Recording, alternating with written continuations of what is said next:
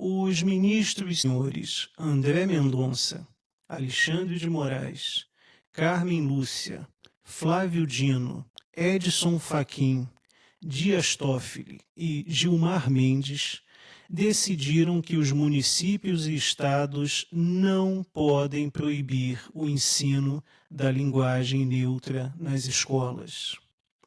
Somente os senhores ministros Cristiano Zanin e Nunes Marques divergiram da maioria.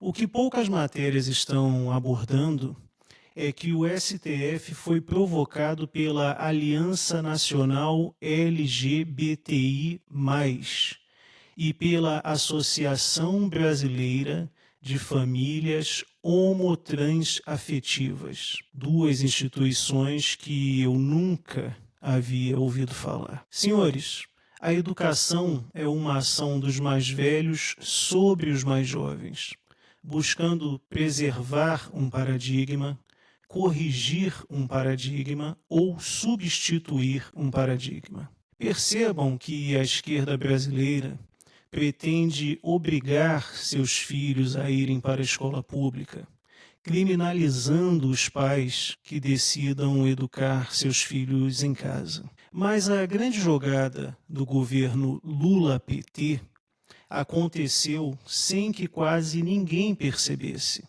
e foi a criação, em 2024, de um concurso unificado para professores. Senhores, o governo Lula-PT está em vias de realizar um concurso público onde os professores candidatos a lecionarem no ensino público serão previamente avaliados em sua capacidade técnica. E aqui está o pulo do gato. Digamos que um professor de língua portuguesa, contrário ao ensino da linguagem neutra nas escolas públicas, seja aprovado no concurso unificado do governo Lula-PT. Porém, antes de ser considerado apto a ir para as salas de aula, dependerá de um veredito final de avaliadores pré-determinados pelo governo Lula-PT, um veredito extremamente subjetivo. Os senhores acham que o governo Lula-PT irá considerar apto para o ensino de língua portuguesa professores que sejam favoráveis ou contrários ao ensino da linguagem neutra nas escolas? Logo, mesmo que o governo Lula-PT seja derrotado nas urnas em 2026, já terá aparelhado o ensino básico com professores adeptos de suas ideologias. E tais professores aprovados nesse concurso unificado terão 30 anos de estabilidade do servidor público para que possam doutrinar seus filhos desde a mais tenra idade. E o mesmo tem acontecido nos concursos públicos para a magistratura. O governo Lula-PT criou uma espécie de pré-concurso para que os advogados possam tornar-se juízes. A justificativa é a necessidade de uma análise vocacional dos candidatos à magistratura antes do próprio concurso público. E o que a esquerda brasileira considera como vocação para que o indivíduo adentre o serviço público? Senhores, nas palavras do próprio presidente Lula, durante o 26º encontro do Foro de São Paulo, o objetivo da esquerda é combater, deturpar os conceitos de família, os costumes alicerçados no cristianismo. Some-se a isto a relativização do conceito de democracia e a destruição da propriedade privada.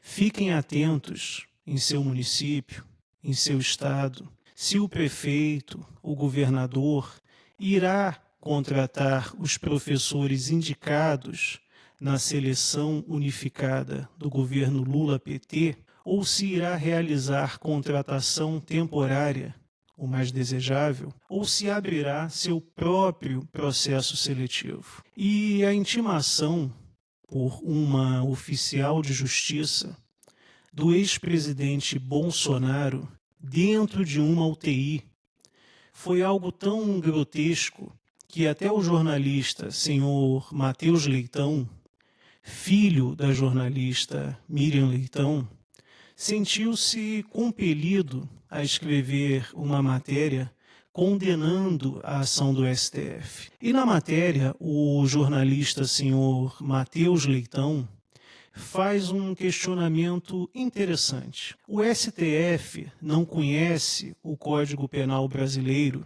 que proíbe tal ação contra o ex-presidente Bolsonaro? Senhores, o ministro Alexandre de Moraes tem o chamado notório saber jurídico. É uma referência com seus livros na área do direito. E dizer o contrário seria inocentá-lo, tendo como justificativa uma pseudo-ignorância da imoralidade das próprias ações. Logo, o ministro Alexandre de Moraes e seus pares têm, sim, consciência do que vem fazendo, do quanto tem desrespeitado as garantias individuais e o devido processo legal. E quem e como legalmente irá parar os arroubos autoritários de parcela do STF? Quem e como legalmente irá fazer com que alguns ministros do STF sejam responsabilizados por suas ações imorais? Quem e como legalmente irá fazer valer algum tipo de justiça verdadeira e conseguirá responsabilizar o ministro Alexandre de Moraes pela morte do Clezão? Infelizmente, eu permaneço com uma visão cética sobre o Brasil. E repito o que já mencionei em outros vídeos. O ministro senhor Alexandre de Moraes só sairá daquela cadeira vitalícia se quiser. E eu duvido muito que ele queira.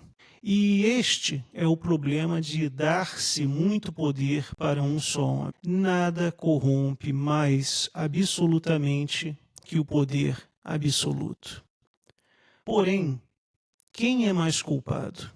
Um indivíduo que dá uma ordem espúria e imoral, ou uma miríade de indivíduos que, em troca de um quinhão de miséria, decide voluntariamente seguir a ordem espúria que foi dada? Quem é mais culpado? E, novamente, parafraseando Edmund Burke, quando, nesta terra, o homem não tem a quem recorrer, resta recorrer aos céus. E chegamos neste ponto, voltamos ao estado de natureza. Quem não souber o que é estado de natureza, sugiro que pesquise e veja se não é exatamente a realidade que assombra boa parte da população brasileira, especialmente os mais pobres. Bem, eu agradeço aos senhores por terem assistido ao vídeo. Desejo que todos tenham um excelente final de semana.